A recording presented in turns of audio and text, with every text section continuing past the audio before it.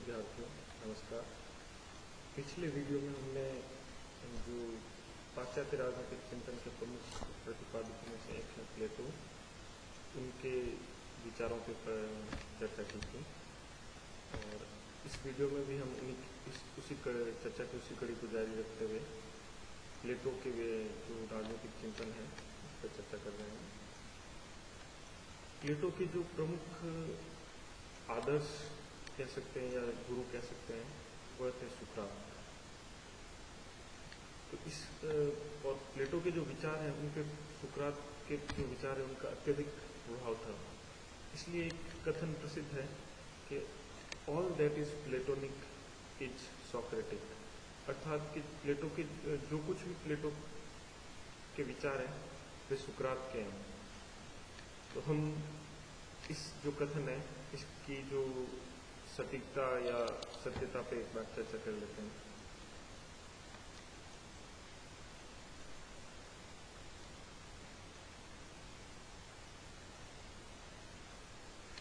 ये तो स्पष्ट है कि जो ये कथन है ये प्लेटो के सभी जो विचार हैं उनको सुकरात के विचार ठहराता है। और ये तो हमें पता ही है कि सुकरात प्लेटो के गुरु थे और काफ़ी हद तक उन्होंने उसके विचारों को प्रभावित भी किया था। प्लेटो का सुकरात के प्रति अत्यधिक सम्मान था और प्लेटो सुकरात को उस समय का सर्वाधिक बुद्धिमान व्यक्ति भी मानता था।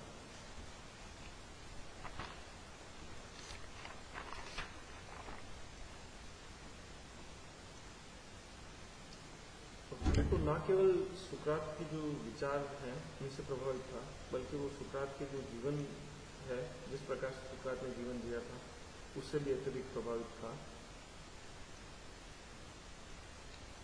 किस प्रकार सुकरात के जीवन की घटनाओं ने प्लेटो के विचारों को प्रभावित किया, इसका उदाहरण हम जो प्लेटो के लोकतंत्र संबंधी विचार हैं उनसे लगा सकते हैं। प्लेटो लोकतंत्र को जो है बिल्कुल भी एक आदर्श शासन प्रणाली नहीं मानता।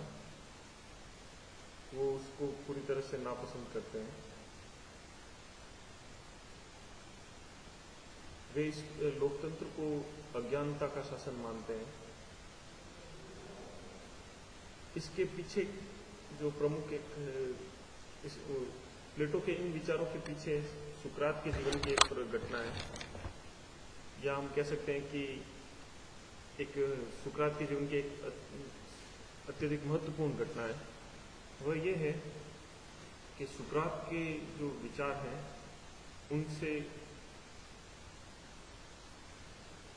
वास्ता ना रख के या सुकरात के विचारों से असहमत होकर जो तत्कालीन एथेंस के जो शासक वर्ग थे उन्होंने, या शासन प्रणाली थी, या एथेंस जो राज्य था उसने सुकरात को मृत्युदंड की सजा दी थी। और उस समय एथेंस में लोकतांत्रिक शासन प्रणाली लागू थी।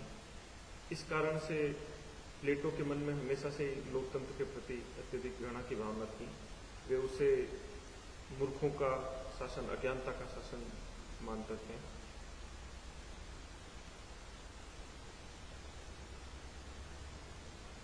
साथ ही प्लेटो सुकरात के जो ज्ञान का सिद्धांत है या उनके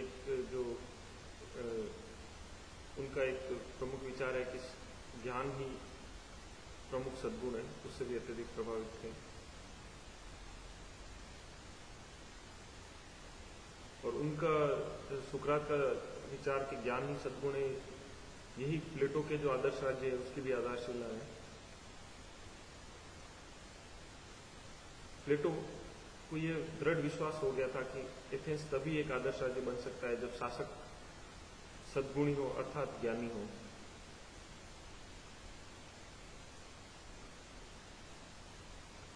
प्लेटो की जो चिंतन शैली उसमें वे द्वंद्ववाद जो है, यानी तार्किक जो प्रणाली है निष्कर्ष निकालने की, उसमें अत्यधिक विश्वास करते थे। वह भी उन्होंने सुकरात से ही ग्रहण की थी। प्लेटो की जो अधिकतर रचनाएं हैं वे संवाद शैली में है, जिसमें एक प्रमुख पात्र सुकरात होते हैं और ऐसा माना जाता है कि प्लेटो ने अधिकतर जो अपने विचार हैं वो सुकरात के माध्यम से अपनी रचनाओं में प्रस्तुत किए हैं। अतः काफी हद तक ये कहा जा सकता है कि जो कुछ भी प्लेटोवादी है या प्लेटो के विचार हैं वे सुकरात के विचार हैं, सुकरात के ही विचार हैं।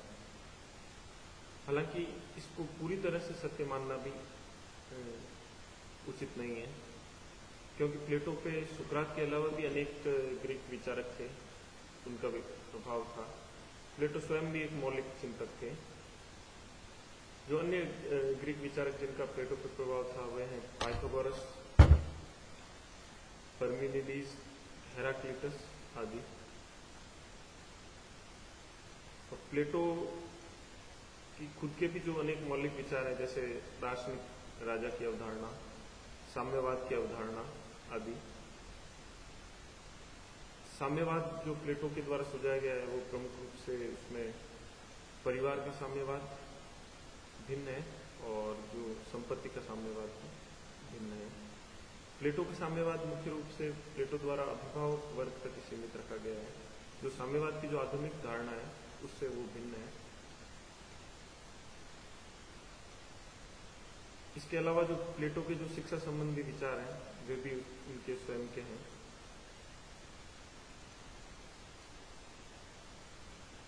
और दार्शनिक शासक की जो अवधारणा है वो अपने आप में एक मौलिक अवधारणा है। सुकरात के विचारों में हमें इस अवधारणा के दर्शन नहीं होते।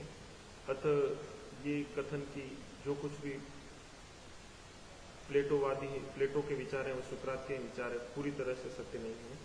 इसमें निश्चित रूप से सत्य का काफी अंश है, परंतु ये पूरी तरह से सत्य नहीं है। प्लेटो स्वयं भी एक मौलिक चिंतक थे।